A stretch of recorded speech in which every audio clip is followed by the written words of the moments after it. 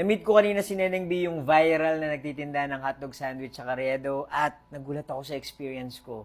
Story time! Shoutout sa mga kabataan dyan. Manong ulam. Pagdating ko sa Carriedo, sobrang haba na ng pila. Gusto ko talagang tikman yung viral na hotdog sandwich. Pero meron akong meeting. At for sure, pag pumila ako, hindi ako aabot dun sa pupuntahan ko.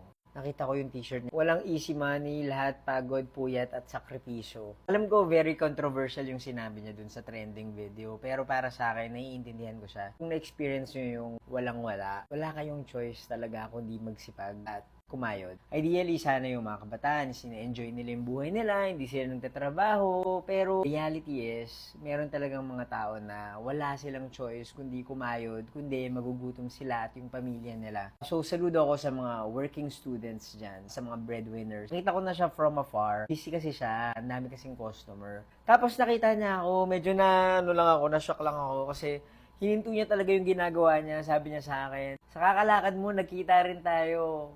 Pwedeng pa-picture.